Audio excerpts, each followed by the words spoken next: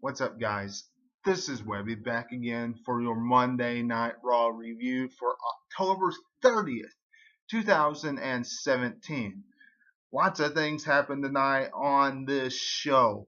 Lots of returns happened tonight on this show. Braun Strowman makes his return. 2 championship matches. Kane destroys Daniel Bryan. Nia Jax returns. Samoa Joe returns. And Stephanie McMahon graces us with her presence. All that plus so much more happened tonight on Monday Night Raw. First off, Stephanie comes out and interrupts Kurt Angle in the opening segment. Kurt Angle apologizing about what happened last week when Shane McMahon and the entire SmackDown roster trampled all over the Raw roster. Kurt Angle was apologizing to the Raw roster and to the fans when Stephanie comes out and lays down the law. Ugh. No one wants to hear Stephanie McMahon. No one wants Stephanie McMahon back on TV. And, you know, we all kind of saw this coming when Kurt Angle started wrestling again. We saw it coming. They need another authority figure.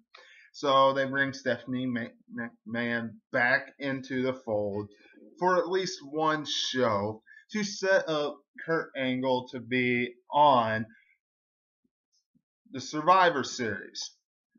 And with Roman Reigns being sick, being injured for that sickness that he has, they need somebody to take his place. If he's unable to come back, not sure if he is, but if he does not come back, who else better to take Roman Reigns' place than Kurt Angle? So, who's the draw? Bam! Put Kurt Angle in that spot. Stephanie McMahon comes in and says, "You messed up. You let them come in and let them destroy Monday Night Raw. You was doing good." And then, one instance, you just let us all down. Well, I tell you what, if you lose at the Survivor Series, then I'm finding a new Raw general manager. She's laying down the law tonight on Monday Night Raw. Kurt Angle having a new, different tone throughout the rest of the show, as we'll find out later. But Stephanie really heated things up for the Survivor Series as far as that contest is concerned. Bayley was supposed to face Alicia Fox. Now, Bayley, you know, her status in the women's division is the lowest of the low. I mean, it is the bottom of the barrel. The way they treat Bayley is absolutely pathetic. Because she goes out there and she gets trampled on each and every week. She loses every single week. She's the punching bag of the women's division on Monday Night Raw. Why they chose to do it with Bayley, I do not know. She was so loved by all the fans.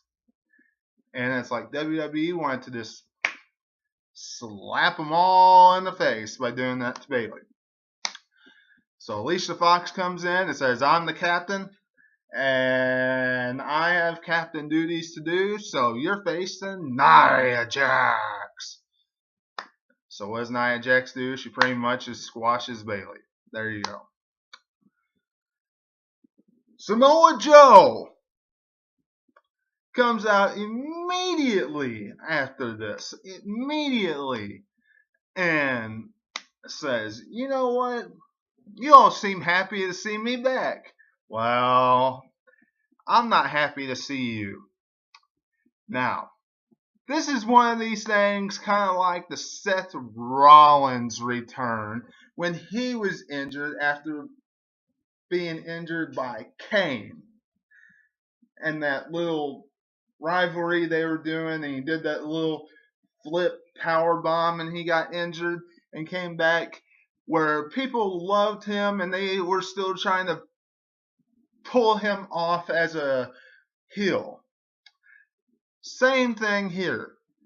Samoa Joe coming back and they're trying to pull him off as a heel, but it doesn't matter what WWE does. Everybody's going to love Samoa Joe. There's no stopping that. There'll be a few people that boo him, but the majority of the fans are going to love Samoa Joe. So he says, none of you tried to, write me or, message me on Twitter or any of that kind of stuff. None of you look like you even remotely cared that I was away until now. So I don't care about you, and I'm just here to destroy people. And that's exactly what he did to Apollo Crews and Titus O'Neil, the entire Titus worldwide. The Miz, he came to the show late, and Kurt Angle said that he was going to have an Intercontinental Championship matchup. He did not know who his opponent was going to be.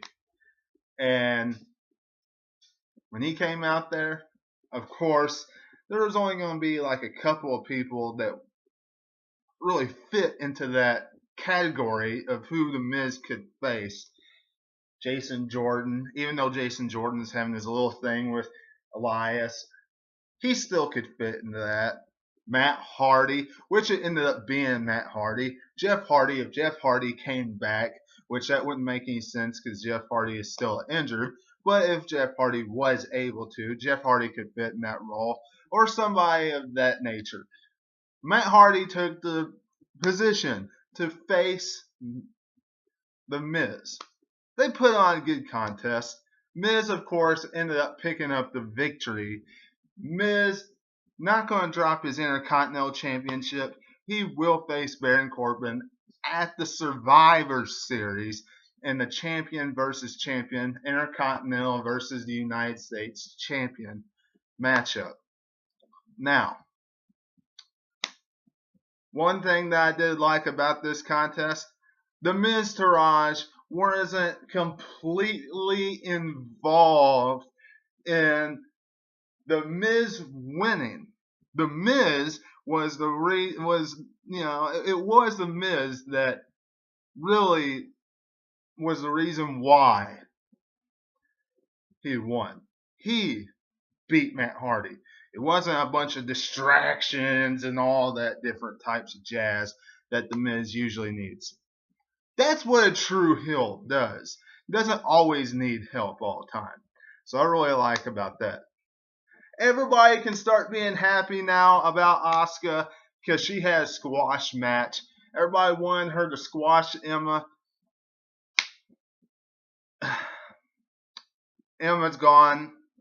I hate it.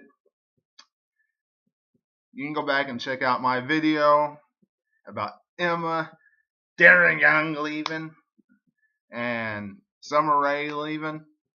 But Asuka gets a squash match tonight. So look forward to WWE probably doing that for a while. Daniel Bryan in the back with Kurt Angle. Kurt Angle just looking at him thinking, what in the world are you doing here? After what Shane and your roster did last week, how dare you even set foot in my building, you know? And next thing you know, the lights go out. And Kane chokes Daniel Bryan and chokeslams him. Now, one thing I don't like about WWE is they went to a commercial break. And I don't know if you noticed this, but when they came back to commercial break and they went back to Daniel Bryan, they're really corny. I mean, they really are. They showed Daniel Bryan talking to somebody with a blue light, kind of representing SmackDown. I mean, are you kidding me? You couldn't use an actual phone light. I mean, give me a break. But Kane destroys Daniel Bryan tonight, and I'm sure this will lead into Shane saying something tomorrow about it. Cesaro and Finn Balor. They put on a great contest for us wrestling fans. Two of the best wrestlers on Monday Night Raw's division. I mean, they are. Now, Finn Balor picks up the victory. However, Vince McMahon, Kevin Dunn,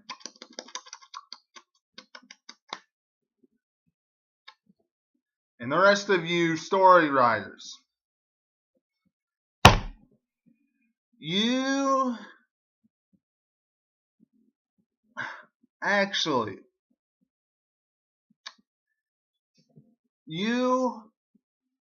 continue to bury Finn Balor. I mean, it's the burial of Finn Balor. You continue to put dirt on Finn Balor. For Kane, I mean, I like Kane, but you did this entire rivalry with Bray Wyatt and Sister Abigail, which thankfully we didn't have to see Sister Abigail versus the Demon. But then you did the match with Finn Balor and AJ Styles and all this, in which Finn Balor won. And then all of a sudden, bam, you lose to Kane. Bam, choke slam. Bam, tombstone on the stage. Are you kidding me? This is horrible. This is horrible. The fact that you would do this to Finn Balor. I don't care if you have different plans for Brock Lesnar and Finn Balor is not in the Universal Championship plans. That could change. But I don't care if that plan had changed. The fact of the matter is this. Finn Balor, once you have that much build up of him, does not deserve to be fed to Kane when all Kane is going to do is get built up for a few weeks and then flicker out to Braun Strowman.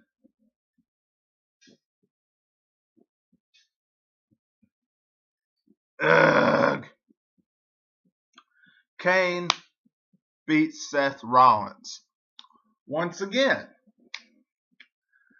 Now this, I can live with a little bit more. Seth Rollins, it doesn't matter how much he gets beat. It's not going to damage him at all.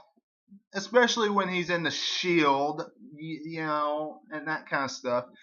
Rollins and Ambrose and Reigns, it doesn't matter how much they get beat up. It's not going to damage them at all. So I can live with this a little bit more. So Kane beats Seth Rollins and Dean Ambrose and all this stuff. Whatever. Kane and The Miz. Kane says that The Miz is on his own. Anderson and Gallows takes on Heath Slater and Rhino in this big Halloween street fight contest that was a big bunch of nothing.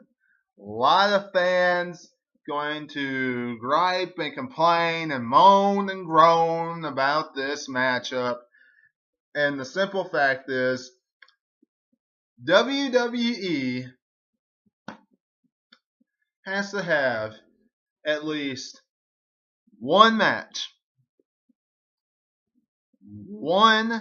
match every single holiday special for those fans that really enjoy that type of product. The pumpkins getting smashed over the wrestlers' heads, and the kendo sticks that look like candy canes, or the Christmas boxes being rammed into the wrestlers, or that kind of stuff. The fans that enjoy that kind of stuff. Some fans just enjoy that. WWE always will make room for one match of that. Us wrestling fans, us hardcore fans that like the more story writing, it's just going to have to live with that. It's just going to have to live with one match being made for the other audience. Because that's what WWE did tonight. Elias versus Jason Jordan. This does nothing for me. None of this rivalry does nothing for me, and that's about as far as I'm getting into it. It was nothing. Absolutely nothing. Mickie James versus Alexa Bliss. Now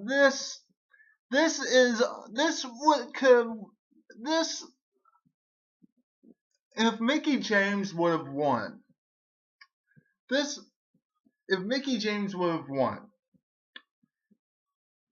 I would have been fine with it, and I would have been upset at the same time. Because she would have lost it to Alexa Bliss. Probably WWE would have done that. However, if she would have kept it and had the rivalry with Asuka, if you remember the match that Mickie James and Asuka put on down at NXT, that was a really good matchup.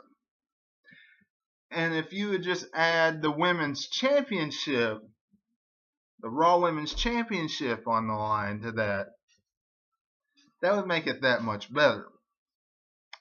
So I would have been okay with it if that would be the direction that WWE would go. If Mickie James would have won tonight. Did she? No. Mickie James didn't stand a chance in winning. Since she lost, no question, Alexa Bliss will lose her women's championship to Asuka eventually. Tonight, in a very bad way, I thought it was a very bad way to end that contest, with one forearm to Mickie James, and that's what gives her the victory. Come on, WWE. You can do much better than that. But whatever. Alexa Bliss picks up the victory. And Braun Strowman takes out the trash destroys everybody in sight. The entire Miztourage, the Miz, I mean, just throws them all over the arena. He comes up from the trash truck. This guy, Braun Strowman, he is something else. He runs like a wild animal, going after the Miz and the Miztourage. And I'm telling you, it was a great way to end Monday Night Raw tonight, having him take Curtis Axel and put him through the announce table, have him power slam Curtis Axel 4 times in the center of the ring, have him toss Bo Dallas from the top of the stage all the way down to the ring, have him take the Miz and throw him into the Titantron.